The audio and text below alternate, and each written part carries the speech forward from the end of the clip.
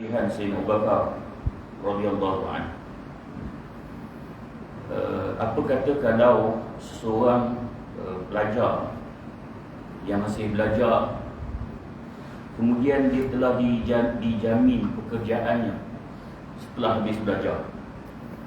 Seorang pelajar dah dijamin pekerjaannya bila habis belajar dengan gaji yang tinggi. Dan tentu kita akan kata budak ni orang yang berjaya.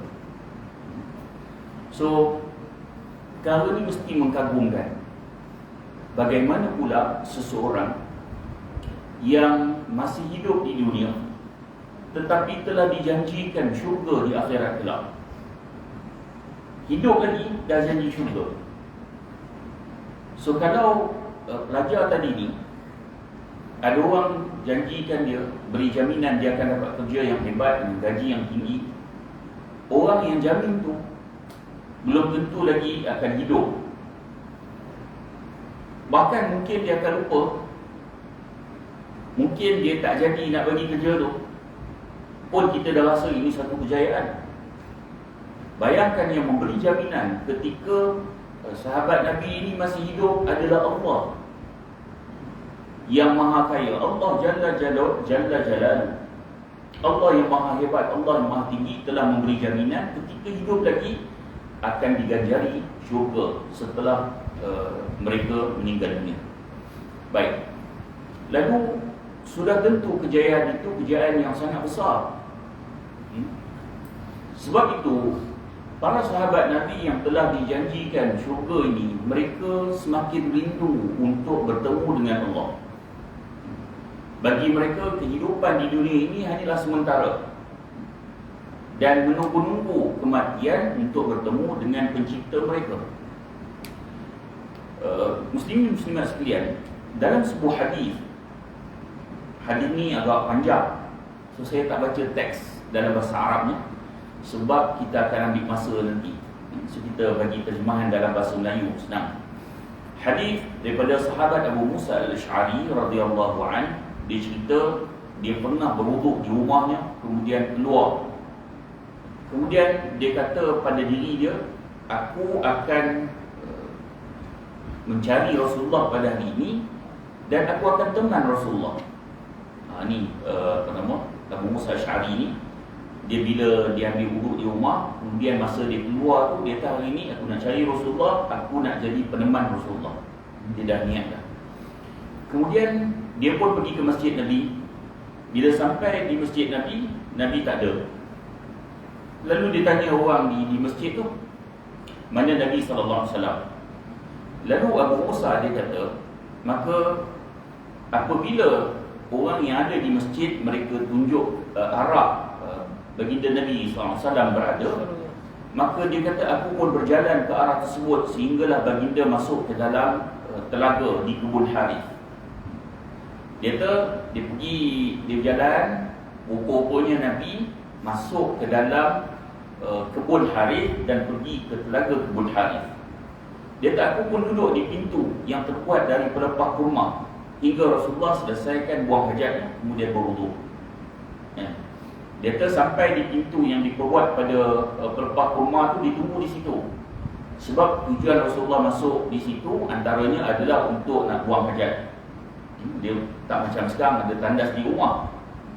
Buang hajat dah selesai, kemudian Rasulullah ambil wuduk. Setelah Rasulullah berwuduk, kata Abu Musa Asy'ari, dia pun pergi jumpa Rasulullah. Kemudian kata Abu Musa Asy'ari lagi, Rasulullah duduk di tepi telaga tersebut sambil menyingkap dua betisnya serta menjuntaikan kaki ke dalam telaga. Rasulullah duduk di tepi telaga tu.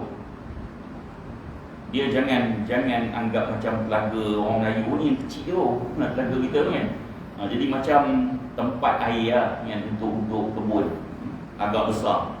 Jadi Nabi duduk di birai telaga tu dan Nabi juntaikan kaki baginda dan nampak betis baginda Nabi SAW.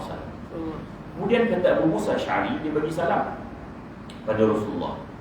Kemudian dia kata bila dia bagi salam, aku kembali lagi ke pintu. Dia pergi ke pintu dan dia kata sesungguhnya hari ini aku akan menjadi penjaga Rasulullah.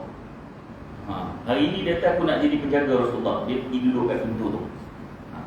Kemudian lalu datanglah Abu Bakar, dan Abu Bakar minta izin untuk masuk. Lalu Abu Musa Asy'ari tanya, siapa itu? Siapa ini? Lalu dia jawab, Abu Bakar. Kemudian Abu Musa Asy'ari dia kata, tunggu sebentar, sehinggalah aku minta izin kepada Rasulullah. Dia tak bagi Abu Bakar masuk lagi. Kemudian kata dia, aku mendatangi Rasulullah, kemudian beritahu, wahai Rasulullah, Abu Bakar datang meminta izin untuk masuk. Lalu baginda Nabi SAW menjawab, "Idzan lahu wa basyirhu bil jannah." Kata Nabi, biarkan dia masuk dan berikan khabar gembira kepadanya bahawa dia akan masuk syurga. Dia minta izin masuk, bagi khabar gembira pada dia, dia bakal masuk dalam syurga. Nabi dah bagi tahu. Kemudian kata Abu Musa, dia pun pergi pada Sayyidina Abu Bakar. Dia kata, silakan masuk, Rasulullah telah memberi khabar kepada kamu bahawa kamu akan masuk ke dalam syurga kelak. Ni dah janji Rasulullah. Kemudian Abu Bakar pun masuk. Bila masuk, Sayyidina Abu Bakar radhiyallahu an duduk di sebelah kanan Rasulullah. Tadi Rasulullah kan duduk di telaga tu, juntai kaki. Kemudian Sayyidina Abu Bakar duduk di sebelah kanan. Dan Sayyidina Abu Bakar buat macam mana Rasulullah buat. Juntaikan kaki ke telaga tu, dan nampak juga kedua betis Sayyidina Abu Bakar. Dia buat macam mana Nabi buat. Baik. Kemudian kata Abu Musa, aku kembali pergi ke pintu. Dan tadi dia kata, masa di rumah, semasa meninggalkan rumah, dia kata aku telah meninggalkan saudaraku sedang berwuduk, kemudian akan menyusul aku. Dia kata masa dia tinggalkan rumah tadi ni, ada saudara dia, saudara lelaki dia. Yang saudara lelaki dia berwuduk dan kemudian akan datang pergi masjid juga, nak ikut dia. So dalam dia bercakap sendirilah Abu Musa Asy'ari, dia kata kalau Allah menghendaki kebaikan kepada saudaraku, maka ia akan dapat membuatnya datang ke tempat ini. So dia harap saudara dia akan datang. Sebab apa? Sebab bila Sayyidina Abu Bakar datang, Rasulullah janji syurga. So dia harap nanti saudara dia datang juga Rasulullah akan janjikan syurga. Dia harap begitu. Kemudian tiba-tiba ada seseorang yang macam nak minta izin lah, macam ketuk pintu lah, minta izin. Dia pun kira kalau drama tu jeng-jeng-jeng kan? Sebab dia harap saudara dia datang. Tiba-tiba ada orang minta izin kat pintu dia. Saudara aku ke ni? Kan? Tak disebut sama ada abang ataupun adik dia. Kemudian dia tanya siapa di luar. Kemudian orang tersebut jawab, Umar bin Al-Khattab. Kemudian aku mengatakan tunggu sebentar, sehingga aku minta izin kepada Rasulullah. Kemudian dia kata, aku pun pergi berjumpa Rasulullah dan beritahu bahawa Umar Al-Khattab datang minta izin untuk masuk. Lalu Rasulullah jawab sebagaimana Rasulullah jawab pada Sayyidina Abu Bakar, idzan lahu wa basyirhu bil jannah. Beri izin dia masuk dan berikan khabar gembira bahawa dia akan masuk syurga. Sudah dua orang, kan? Sayyidina Abu Bakar dan Sayyidina Umar, Rasulullah beri khabar gembira bahawa mereka akan masuk syurga. Kemudian Abu Musa Asy'ari dia pun pergi pada Sayyidina Abu Bakar, Sayyidina Umar. Dia kata silakan masuk, dan Rasulullah memberi khabar kepada kamu, khabar gembira bahawa kamu akan masuk ke dalam syurga. Kemudian Sayyidina Umar pun masuk dan duduk di sebelah kiri Rasulullah. Jadi Sayyidina Abu Bakar duduk sebelah kanan dan Sayyidina Umar duduk sebelah kiri. Dan Sayyidina Umar buat perkara yang sama macam mana Rasulullah dan Sayyidina Abu Bakar buat. Duduk di tepi telaga, juntaikan kaki sambil nampak betis, nampak kedua betis. Kemudian dia kata, aku pun kembali ke tempatku di pintu ya. Kemudian sekali lagi dia kata, berdasarkan hadis ni, dia kata dia bercakap sendirian, kalaulah Allah hendaki kebaikan pada saudaraku, maka dia akan membuatnya datang ke tempatnya. Dia masih berharap saudara dia datang. Kemudian tiba-tiba datanglah seseorang yang mendorong pintu, macam minta izin, nak masuk. Lalu dia tanya siapa. Kemudian orang tu jawab Uthman bin Affan. Uthman bin Affan. Kemudian aku katakan tunggu sebentar sehingga aku minta izin kepada Rasulullah. Lalu dia kata aku pun pergi bertemu dengan Rasulullah sambil beritahu kedatangannya. Maka baginda mengatakan idzan lahu wa basyirhu bil jannah ala balwa tusibu. Ni ada tambahan pula. Tak sama macam Sayyidina Abu Bakar dengan Sayyidina Umar. Kata Rasulullah, berikan dia masuk dan berilah khabar gembira bahawa dia akan masuk syurga melalui sebuah musibah yang akan menimpa dia. Beza kan? Tadi kedua-duanya akan masuk syurga. Tetapi Sayyidina Uthman ni dia ada tambahan. Rasulullah kata izinkan dia masuk dan beri khabar gembira pada dia akan masuk syurga melalui sebuah musibah yang menimpa dia. Kemudian dia kata aku pun menghampiri sambil mengatakan sila masuk. Rasulullah memberimu khabar gembira bahawa engkau akan masuk syurga melalui sebuah musibah yang akan menimpa. Okey. Sedikit huraian berdasarkan tentang Sayyidina Uthman ni. Kita lah kalau Rasulullah cakap macam tu, kalau kita di tempat Abu Musa Asy'ari mungkin kita akan bagi tahu okey Rasulullah bagi masuk tapi tak takziah dah. Kan? Memanglah masuk syurga tapi masuk syurga ni kamu akan ditimpa musibah. Kan? Kita akan sebut takziah. Musibah ataupun ujian yang Allah berikan, musibah khususnya, bukan tidak semestinya benda tu tak baik. Sebab tu Allah kata asa an takrahu syai'an wa huwa khairul lakum. Boleh jadi kamu tak suka pada sesuatu sedangkan dia baik untuk kamu. Sebab tu musibah boleh jadi kerana sebab musibah itulah seseorang itu akan dimasukkan ke dalam syurga. Macam Sayyidina Uthman. Sebab tu bila ditimpa musibah, jangan kecewa. Ya. Jangan kecewa. Kerana boleh jadi dengan musibah yang Allah bagi itu, Allah nak masukkan kita dalam syurga dengan sebab itu. Allah Maha tahu. Allah sayang pada hamba-hambanya. Allah bagi peluang sangat luas untuk masuk syurga. Sangat luas. Dengan kasih sayang Allah ni, Allah nak bagi peluang yang banyak kepada hamba-Nya untuk masuk syurga. Baik. Allah tahu tak kekuatan dan kelemahan kita? Allah tahu.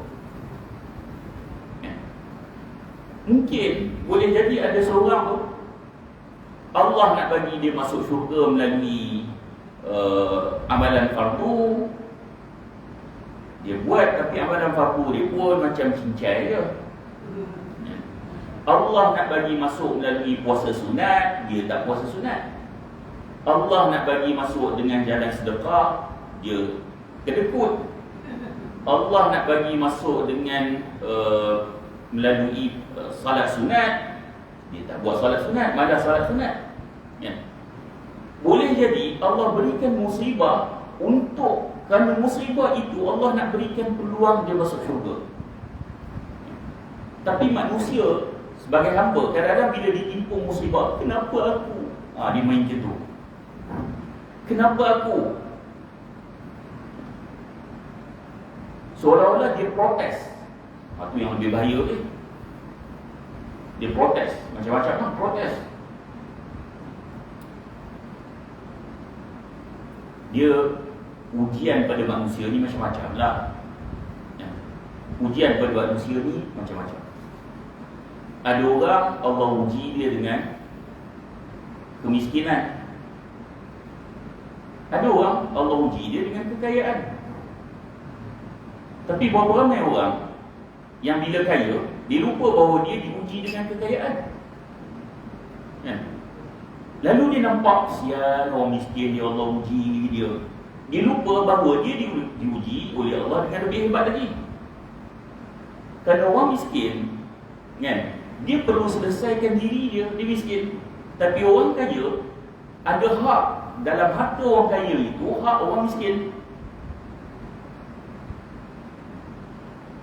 Sama juga macam contoh orang ada anak dengan orang tak ada anak. Lalu kita ni orang awam, kita akan rasa orang ada anak ke ada diuji lebih besar, orang tak ada anak ke diuji lebih besar? Ada anak kan? Tu pandangan masyarakat kita lah. Kita contoh dah kahwin katalah 20 tahun. 20 tahun. Kita kahwin sama dengan kawan kita kat kampung, tapi dia tak ada anak. Kita balik, dia tanya anak kau apa? Kita apa ni? Anak 14. Kita tahu. Anak saya lah tu. 14 kan. Kemudian kita tanya dia, anak berapa? Dia kata anak tak ada lagi. Kita sabarlah, ni ujian. Sebenarnya siapa yang boleh diuji? Siapa yang boleh diuji? Orang yang ada anak. Orang tak ada anak, dia diuji dengan perasaan. Orang yang ada anak diuji dengan nafkah kepada anak, memberikan pelajaran agama anak. Banyak diuji. Tambah zaman sekarang, zaman yang macam-macam. Kalau kita tengok media sosial ni, dengan TikTok lah, dengan apa semua tu, anak-anak dara siapa yang duk joget tu? Ujian.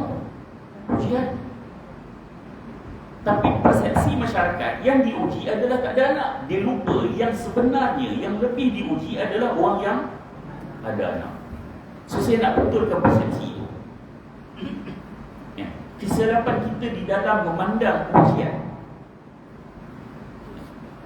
So, sama juga dengan musibah. Sama juga dengan musibah.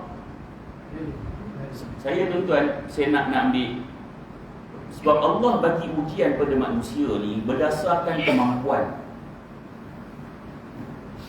Allah takkan bebankan manusia di luar kemampuannya. Maksudnya setiap ujian yang Allah berikan, maksudnya kita memang mampu. Sebab tu Allah bagi. Kalau kita kata kita tak mampu tu, kita tak kerahkan sepenuh kemampuan kita lagi. Sebenarnya kita mampu, sebab tu Allah uji. Kita orang Malaysia ni tak diuji dengan perang. Kalau kita tengok kat Syria apa-apanya, dahsyat. Allah Maha tahu dia orang ni kuat. Kan? Allah uji mereka macam tu. Kalau apa yang menimpa pada mereka ditimpa pada kita, Allah tak tahu apa nak jadi. Kan? Tak tahu apa nak jadi. Sebab tu ujian masing-masing ni dia berbeza antara seorang dengan seorang yang lain. Ada orang, saya ambil satu contoh sebelum kita pergi yang lain, sebab fokus kita saya nak bakar yang bukan tanya ujian. Saya ambil satu contoh poligami umpamanya.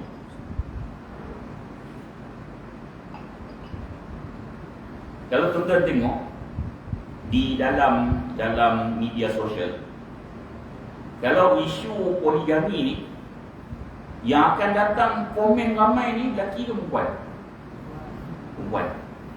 Kita kalau baca tu kita takut baca. Kita takut baca. Minta maaf sebab ni ambil video kan. Ada istilah babi menyondol. Pernah dengar istilah tu? Kan? Menyondol apa? Suami orang. Maksudnya diistilahkan begitu sampai macam tu sekali. Kan? Macam-macam lah. Kita baca tu, kita risau bagi pihak dia. Saya pernah ada seorang perempuan tu, bila saya dah tak tahan dengan saya terpuan, saya pernah jumpa orang macam puan ni banyak lah. Dia duduk menentang sangat. Akhirnya Allah uji suami dia menikah lagi. Terduduk dia. Kita bila tak diuji macam tu, kita jangan sembang deras sangat lah. Sama juga macam ada orang yang anak dia diuji. Dia diuji dengan anak dia. Kita tak hari masjid saja kau tengok anak dia. Janganlah dia diuji kat situ. Kan? Kita tak payah berdabik dada. Satu hari nanti kalau Allah uji kita pula dengan keadaan yang lebih kurang sama, dia duduk kita. Kita minta berlindung pada Allah Subhanahu Wa Taala. Baik. Kemudian Sayyidina Uthman pun masuk. Bila dia masuk, tadi Sayyidina Bakar duduk belah kanan, Sayyidina Umar duduk belah kiri. Jadi bila dia tengok dah penuh, dia pun pergi duduk depan. Dan dia buat macam mana Rasulullah, Sayyidina Bakar, Sayyidina Umar duduk juntai kaki dan nampak betis. Ya, sebab kanan dan kiri Rasulullah tu dah penuh, dia duduk depan. Menghadap. Ya, menghadap. Kemudian Sa'id bin Musayyib yang meriwayatkan hadis ini, dia kata, aku tafsirkan kejadian itu dengan posisi kubur mereka nanti. Hadis Bukhari. Hadis Sahih Bukhari. Sa'id bin Musayyib dia kata, aku tafsirkan kejadian dalam hadis ini adalah posisi kubur mereka. Memang betul. Ya, memang betul. Tuan-tuan pergi tengok Masjid Nabawi, belah kanan Sayyidina Abu Bakar, belah kiri Sayyidina Umar, Sayyidina Uthman mana? Al-Baqi' duduk depan. Al-Baqi' duduk depan kan? Baik. Syekhul Islam Ibn Taymiyah rahimahullah, dia kata kelebihan-kelebihan yang dimiliki oleh Sayyidina Abu Bakar ni sangat banyak. Bahkan tidak dimiliki oleh para sahabat yang lain. Sahabat-sahabat ni mereka memiliki kelebihan yang banyak. Tetapi jika nak dibandingkan dengan Sayyidina Abu Bakar mengatasi sahabat-sahabat yang lain. Kemudian kata Ibn Taymiyah lagi, dia menyebutkan banyak nas yang menjelaskan tentang keistimewaan sahabat ataupun Sayyidina Abu Bakar.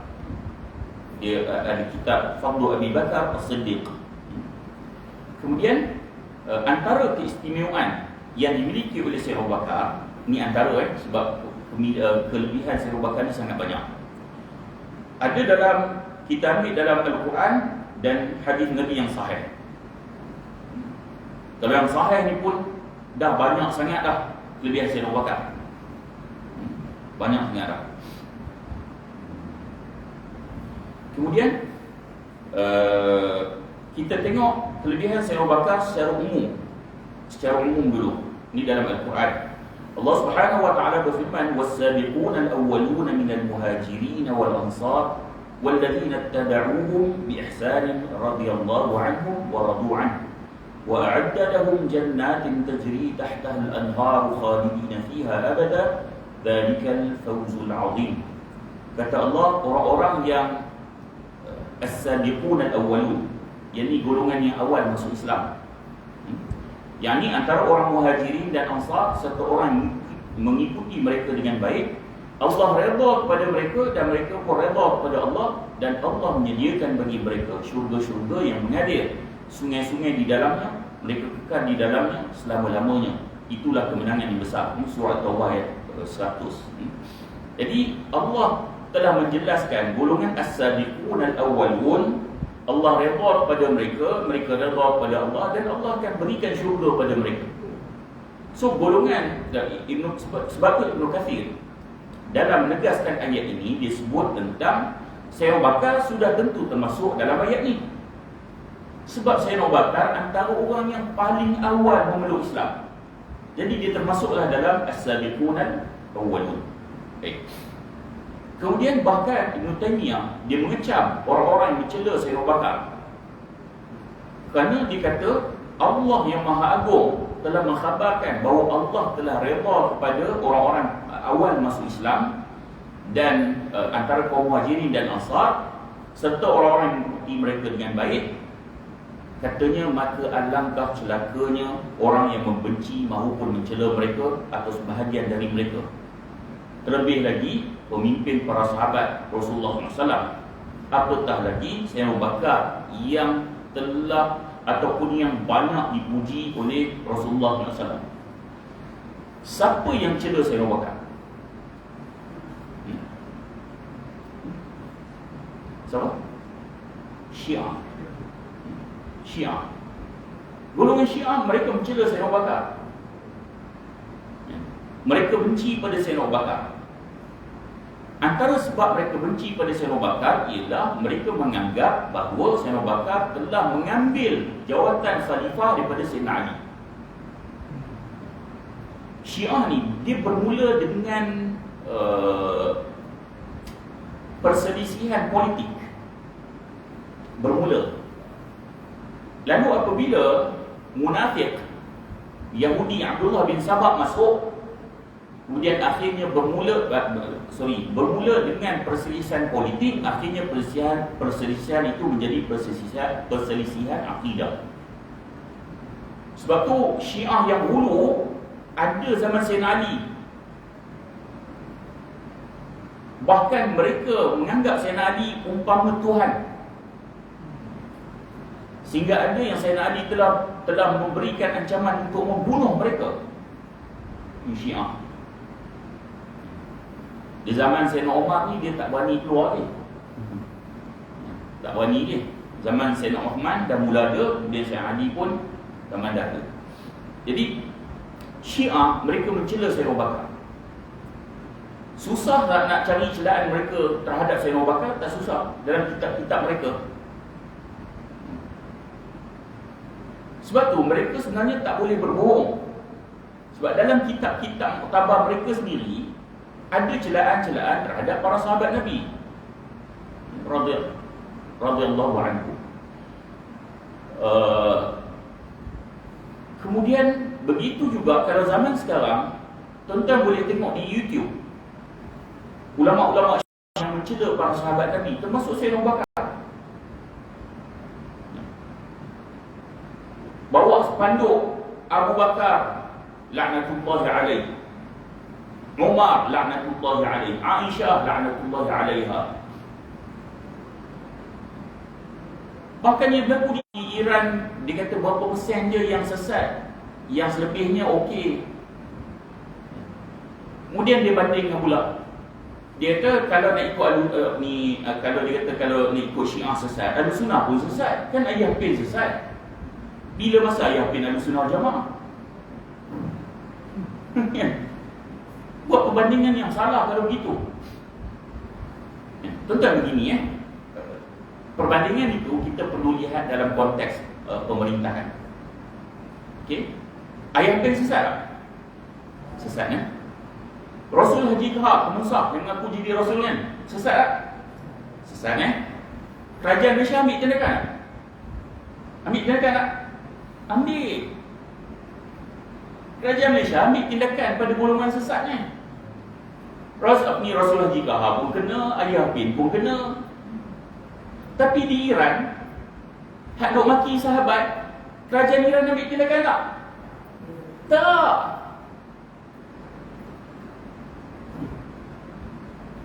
Tak diambil tindakan.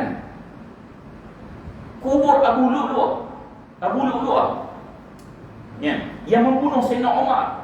Setiap tahun ada event khusus menganggap Abu Lu'lu' ni adalah perwira yang berjaya membunuh Umar. Dia ambil tindakan kerajaan Iran tak? Tak. Kalau tuan-tuan tengok yang belah badan, berdarah, ambil budak ketuk kan, hari Ashura khususnya, kerajaan Iran ambil tindakan tak? Tak, itu event negara tu. Habis itu macam mana kita nak buat perbandingan? Jauh sekali. Jauh sekali. Makilah sahabat, tak diambil tindakan. Ini menunjukkan kerajaan Iran redha dengan apa yang dilakukan. Dia tahu ni Iran kan musuh Amerika. Apa pelik Rom dengan Parsi gaduh? Zaman Rasulullah dulu pun ada dah kan? Apa yang peliknya? Dalam masa yang sama mereka juga memusuhi umat Islam. Rom dan Parsi gaduh. Rom musuh umat Islam tak? Musuh umat Islam. Parsi ni musuh umat Islam tak? Musuh umat Islam. Dalam masa yang sama mereka bergaduh. So apa pelik? Kita pula bahawa bila Iran, Amerika musuh Iran, maknanya Iran betul. Tak semestinya. Kita tahu kalau Iran sesat, kalau Iran tak betul, macam mana peserta musabaqah Iran boleh jadi jualan tilawat Quran? Lah apa benda tilawah kot, musabaqah je. Tuan-tuan ambil tu apa, Joe Biden, tuan-tuan buat latih tubi selama 10 tahun untuk masuk musabaqah, ada potensi menang tak? Ada. Siapa peliknya? Tuan-tuan, pendirian Syiah sendiri terhadap Quran bagi mereka tak sempurna. Ini ada dalam kitab muktabar mereka sendiri. Tuan-tuan boleh tengok Al-Kafi karangan Al-Kulaini umpamanya, ini kitab besar mereka menyebut Quran yang ada sekarang tak sempurna. Itu akidah mereka. Ya, Syiah telah menghina para sahabat Nabi, termasuk Sayyidina Abu Bakar. Sebab itu Ibn Taymiyah dia mencela Syiah.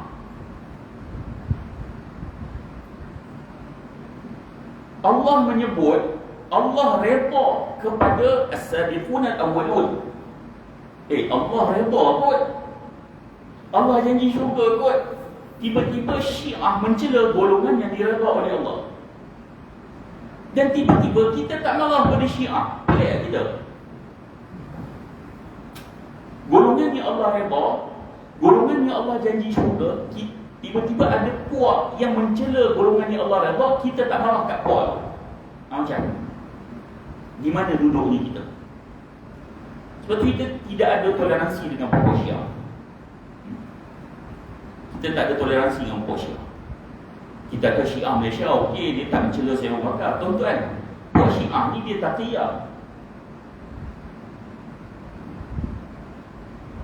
Taqiyah ni dia berpura-pura. Sebab tu Al-Kafi, Al-Kulaini dalam Al-Kafi dia kata apa? Dia kata la dina liman la taqiyata lah. Tak ada agama bagi orang yang tidak bertaqiyah. Tak berpura-pura tu, bagi mereka satu kesalahan, mesti berpura-pura. Sebab tu Syiah di Malaysia dia tak mencela sahabat Nabi secara terang-terangan. Sebab mereka tidak boleh diterima, mereka golongan minoriti. Once kalau lah Syiah boleh diterima di Malaysia, tuan-tuan, celaan terhadap para sahabat ni akan timbul. Ni Syiah. Jadi kita minta berlindung kepada Allah daripada golongan-golongan ini. Baik, ada pun Ahlussunnah wal Jamaah, mereka selalu mendoakan keredaan Allah bagi orang-orang yang telah Allah redha dan mencela orang-orang yang telah dicela oleh Allah. Kata Ibnu Katsir, kita mesti redha dengan golongan yang Allah redha. Kita mesti cela golongan yang Allah cela. Allah cela siapa? Firaun. Kita tak boleh nak mencela Firaun. Dah Allah cela Firaun, tiba-tiba kita tetap boleh cela Firaun. Jadi golongan yang Allah redha, kita kena redha. Golongan yang Allah cela, kita kena cela. Itu pendirian kita. Baik. Kemudian termasuk setiap hadis yang menyebut tentang larangan untuk mencela sahabat, maka larangan tersebut juga berlaku pada larangan mencerca Sayyidina Abu Bakar radhiyallahu anhu. Antara hadis adalah ini secara umum kata Nabi, la tasubbu ashabi fawalladhi nafsi biyadihi law anna ahadakum anfaqa mithla uhudin dhahaban ma adraka mudda ahadihim wala nasifa. Kata Nabi, janganlah kalian mencela para sahabat, janganlah kalian mencela para sahabat demi zat yang jiwaku berada di tangannya. Jika salah seorang dari kalian berinfak dengan emas sebesar gunung Uhud, nescaya tidak akan sama infak mereka yang hanya satu genggam atau setengahnya. Hadis Bukhari dan Muslim, hadis sahih. Nabi sebut jangan cela pada sahabat aku. Semua sahabat Nabi ni kita tak boleh cela, tak boleh. Sebab tu tolong berhati-hati di dalam nak menceritakan tentang sahabat Nabi. Takut-takut cerita kita ni macam mencela pula. Saya tak tahu teks sekarang ni. Kalau masa saya ambil SPM dulu, kalau kita belajar sejarah tentang sejarah Islam, dia akan masuk tentang bagaimana buruknya Sayyidina Muawiyah bin Abi Sufyan. Saya tak tahu generasi baru ni. Ya, ada ya. Masa saya dulu ada teks tu. Kita baca tu, kita nampak Muawiyah ni menipu, nak menang dalam pilihan raya. Ni benar. Kan Muawiyah bin Abi Sufyan dengan Ali. Sayyidina Muawiyah dengan Sayyidina Ali. Kan?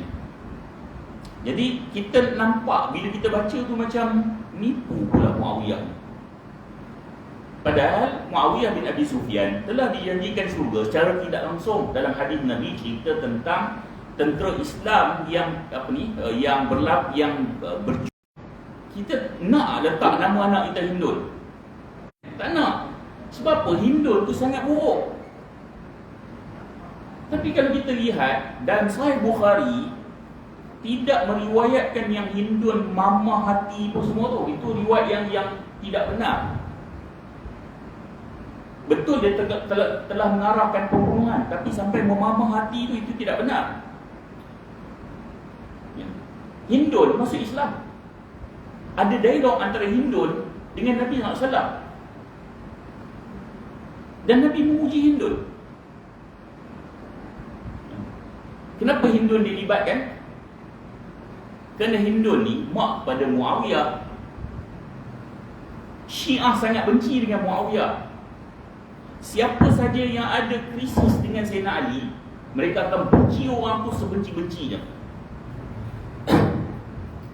Walaupun ulama Ahlussunnah wal Jamaah menyatakan Sayyidina Ali lebih tepat di dalam tindakannya, tetapi para ulama Ahlussunnah wal Jamaah menyebut tentang tindakan yang dilakukan oleh Muawiyah adalah ijtihad dia sendiri. So kita jangan berlebih-lebihan, kerana Nabi tak bagi celah para sahabat Nabi ni. Bahkan Nabi kata, kalau kamu infak emas sebesar gunung Uhud. Besar gunung Uhud ni besar mana?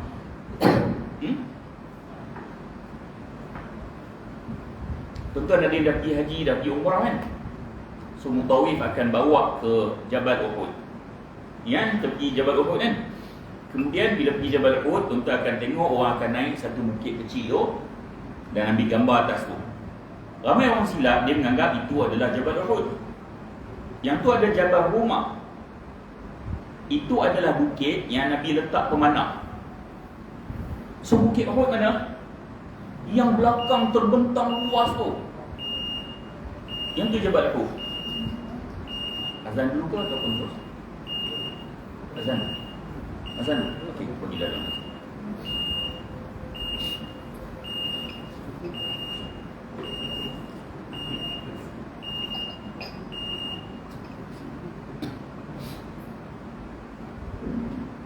Allahu Akbar, Allahu Akbar, Allahu Akbar, Allahu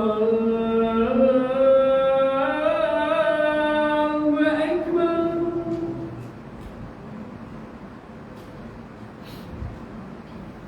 Asyhadu an la ilaha illallah.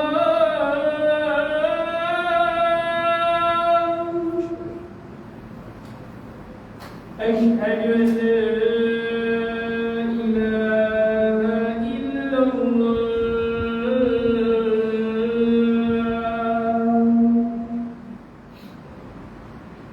أشهد أن محمدا رسول الله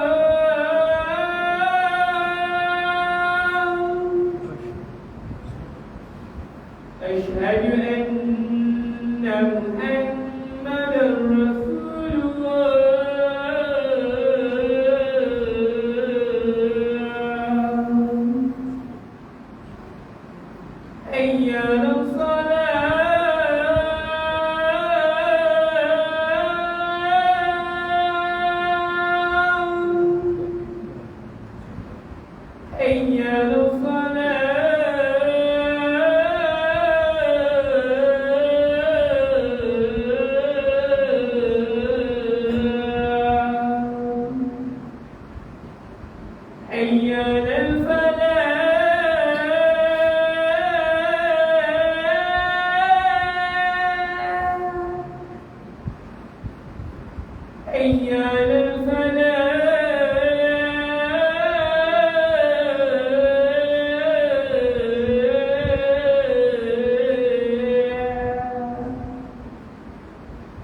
الله أكبر الله أكبر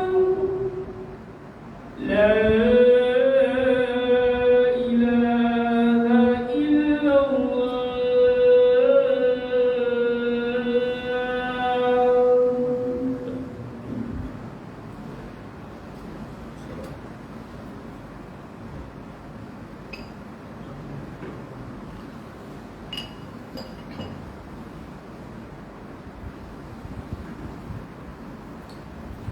Baik, sambung sikit lagi. Jadi yang Bukit Uhud yang belakang tu, seluas-luasnya tu, Nabi kata kalau kita infak emas sebesar gunung Uhud tu, nak dibanding dengan sahabat Nabi hanya bagi segenggam ataupun separuh daripada segenggam, takkan mungkin sama. So jauh level kita dengan para sahabat, sangat jauh. Tak boleh nak dibandingkan. Tak boleh nak dibandingkan. Baik, ini kita akan tengok keutamaan Sayyidina Abu Bakar secara khusus. Pertama sekali, masa Sayyidina Abu Bakar hidup, beliau telah dinilai sahabat Nabi yang paling baik sekali. Sebab tu Ibnu Umar radhiyallahu anhuma, dia kata kunna nukhayyiru bainan nasi fi zamanin Nabi sallallahu alaihi wasallam fa nukhayyiru Abu Bakr thumma Umar ibn al-Khattab thumma Uthman ibn Affan radhiyallahu anhum. Kami para sahabat pernah menilai orang yang terbaik pada zaman Nabi. Kata hadis ni, kata Ibnu Umar, dia kata kami di kalangan sahabat ni bila duduk bincang pernah menilai di zaman Nabi siapakah sahabat yang terbaik. Lalu kemudian kami buat keputusan orang yang paling baik sekali adalah Abu Bakar, kemudian Umar, kemudian Uthman. Mudah-mudahan Allah meridai mereka. Hadis Sahih Bukhari. Bahkan penilaian tersebut disampaikan oleh sahabat Nabi Sayyidina Ali sendiri, Sayyidina Ali bin Abi Talib radhiyallahu anhu. Bila ditanya oleh anak dia Muhammad bin Muhammad al-Hanafiyah, qultu li abi ayyun nas khairun ba'da Rasulillah sallallahu alaihi wasallam, qala Abu Bakr. Qult thumma man? Qala thumma Umar. Wa khashitu an yaqula Uthman. Qultu thumma anta? Qala ma ana illa rajulun minal muslimin. Dia tak bertanya pada ayahku siapa orang yang terbaik setelah Rasulullah, maka dia menjawab Abu Bakar. Kemudian aku tanya selepas Abu Bakar siapa lagi? Kemudian dia jawab Umar. Sayyidina Ali jawab Umar. Kemudian dia kata aku takut, aku khawatir dia akan jawab Uthman. Sebab memang sahabat Nabi memang nampak macam tu. Lalu dia kata dia potong perkataan ayah dia tu. Dia kata adakah kemudiannya engkau selepas Umar tu, kemudian engkau ke? Sayyidina Ali jawab aku hanyalah seorang dari kaum muslimin. Hadis Sahih Bukhari. Baik, Sayyidina Abu Bakar juga selalu jadi orang yang kedua setelah Rasulullah SAW pada kesempatan-kesempatan khusus. Sebab tu Sayyidina Ali Abi Talib mengatakan ketika hadir pada wafatnya Umar bin Al-Khattab, Sayyidina Ali masa nak kebumian Sayyidina Umar meninggal dunia atau wafat, maka Sayyidina Ali kata in kuntu la arju an yaj'alaka Allah ma'a sahibaik li'anni kathiran ma kuntu asma'u Rasulullah sallallahu alaihi wasallam yaqul kuntu wa Abu Bakr wa Umar wa fa'altu wa Abu Bakr wa Umar wa antalaqtu wa Abu Bakr wa Umar. Kata Sayyidina Ali masa Sayyidina Umar meninggal dunia, bila dia pergi ziarah Sayyidina Umar tu, dia kata aku sangat berharap Allah kumpulkan kamu bersama dua sahabatmu. Siapa dua sahabat? Rasulullah dan Sayyidina Abu Bakar. Sesungguhnya aku sangat sering mendengar Rasulullah kata aku pernah bersama Abu Bakar dan Umar, aku telah mengerjakan bersama Abu Bakar dan Umar, aku telah pergi bersama Abu Bakar dan Umar. Hadis Bukhari. Maknanya Sayyidina Ali mendakwa sendiri, dia kata aku harap kamu maksudnya dikebumikan bersama dua sahabat. Kerana selalu Rasulullah sebut, Rasulullah bila cerita je aku pernah bersama Abu Bakar dan Umar, aku pergi bersama Abu Bakar dan Umar. Nak cerita pentingnya Sayyidina Abu Bakar dan Sayyidina Umar. Baik. Begitu juga saat genting masa Rasulullah berhijrah. Siapa yang meneman Rasulullah? Sayyidina Abu Bakar. Bahkan disebut dalam Al-Quran.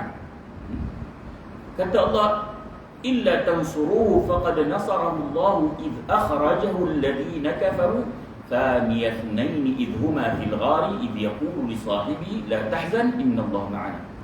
Jikalau kamu tidak menolongnya wahai Muhammad, maka sungguhnya Allah telah menolongnya, iaitu ketika orang kafir musyrikin Makkah mengeluarkannya dari Makkah. Setelah dia salah seorang dari dua orang ketika keduanya berada dalam gua, di waktu dia berkata pada temannya, yakni Sayyidina Abu Bakar, janganlah kamu berduka cita, sesungguhnya Allah beserta kita. La tahzan innallaha ma'ana. Rasulullah beritahu pada Sayyidina Abu Bakar. Kali ini disebut oleh Sayyidina Abu Bakar sendiri dalam hadis yang sahih. Hadis Bukhari dan Muslim. Sayyidina Abu Bakar kata, nadartu ila aqdamil musyrikina ala ru'usina wa nahnu fil ghar fa qultu ya Rasulullah law anna ahadahum nadhara ila qadamayhi absarna tahta qadamayhi faqala ya Abu Bakr ma dhannuka bi ithnaini Allahu thalithuhuma. Kata Abu Bakar, ni hadis Bukhari dan Muslim. Ini kira hadis yang sangat kuat. Kalau diriwayatkan Bukhari dan Muslim ni kira sangat kuat. Kata Abu Bakar, aku melihat kaki kaum musyrikin berada di atas kepala kami ketika kami dalam gua. Maka aku katakan, wahai Rasulullah, seandainya seorang dari mereka melihat ke arah kakinya, nescaya dia akan melihat kita di bawah kedua kakinya. Apa yang tuan-tuan boleh faham? Pernah pergi ke gua tu tak? Ya. Tuan-tuan, gua tu kalau tuan-tuan tengok bawah memang boleh nampak. Selalu tuan-tuan dengar ceramah, cerita sarang labah-labah lah, apa tutup apa semua kan. Yang tu kisah yang tak benar tu. Tapi ceramah seronok tu cerita. Tuan-tuan nak cerita mana seronok, nak bagi orang seronok. Sebab tu saya sebut, tuan-tuan, dah sampai masa kita menilai kesahihan cerita tu. Jangan nak seronok dengar je. Ustaz pandai pula buat sedih-sedih, ibu kita rasa sedih. Kisah tak benar. Saya nak bakar sendiri dalam hadis yang sahih, dia kata, kalaulah musyrikin tengok kaki je, mesti nampak kita. Mesti. Apa maknanya? Tak adalah yang menutup, tak adalah sarang labah-labah apa semua. Tak ada. Jadi nampak musyrikin tu, kalau dia tengok kaki je, saya nak bakar kata mesti nampak dah. Apa Rasulullah kata? Wahai Abu Bakar, apalah yang kau kirakan terhadap dua orang yang telah menjadi pihak ketiganya adalah Allah? Bagaimana pendapatmu tentang dua orang yang ditolong oleh Allah? Rasulullah pesankan, maksudnya kita dua orang, yang ketiga adalah Allah. So apa nak risau? Apa nak risau? Baik. Kemudian sikit lagi.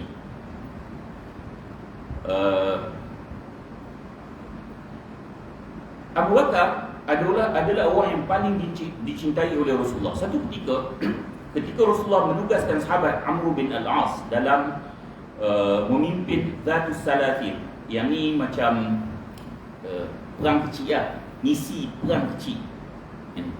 Kemudian ia pun menghampiri Rasulullah dan bertanya, Ayun nas ahabbu ilaik? Qala Aisyah. Faqultu min ar-rijal? Faqala abuha. Qultu thumma man? Qala thumma Umar ibn al-Khattab. Fa'adda rijalan. Kata, dia tanya Rasulullah, dia kata, siapa yang kamu paling sayang? Lalu Rasulullah kata, Aisyah. Bukan yang lain tak sayang, ni paling. Kemudian, kalau di kalangan kaum lelaki, siapa wahai Rasulullah? Kata Rasulullah, Abu Bakar. Kemudian aku bertanya lagi, kemudian siapa lagi? Beliau menjawab Umar Al-Khattab. Kemudian beliau menyebutkan beberapa orang yang dicintainya. Hadis Bukhari dan Muslim. Sayyidina Abu Bakar juga disebut yang paling awal. Yang paling awal. Jadi tuan-tuan, kalau nak cerita tentang kelebihan Sayyidina Abu Bakar ni, sangatlah banyak. Kalau saya teruskan semua yang ada ni, mungkin pukul 11 habis. Banyak. Tapi nak cerita kelebihan Sayyidina Abu Bakar, dan memadailah apa yang disebut dalam Quran dan hadis tentang kelebihan Sayyidina Abu Bakar. Ini manusia yang hebat.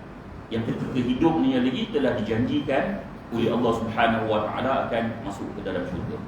Maka begitulah sikap kita apabila Allah meredai kepada orang-orang yang tertentu, maka hendaklah kita sayang dan redha dengan orang-orang yang tertentu.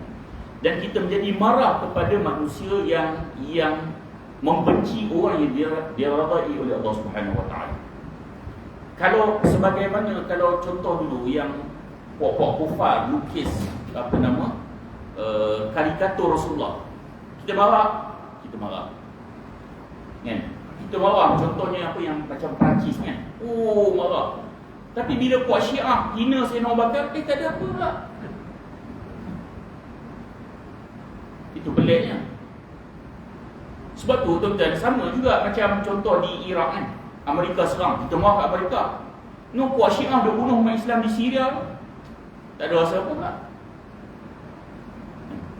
Jadi tuan-tuan, sebab itu perlu sikap kita ini perlu dinilai semula, perlu berbetulan dengan apa yang telah diajar oleh Allah dan Rasul sallallahu alaihi wasallam. Sekali itu sahaja. Mudah-mudahan pertemuan kita ada manfaat. Kalau terasa bahasa, mohon maaf. Dan insya-Allah bulan 12 ni saya akan bawa jemaah umrah. So masih ada tempat kosong lagi. Kalau ada tuan-tuan ada yang nak join, saya sangat alu-alukan. Sekali itu, aku qauli hadza wa astaghfirullahal azim li wa lakum. Assalamualaikum warahmatullahi wabarakatuh. Waalaikumsalam warahmatullahi wabarakatuh.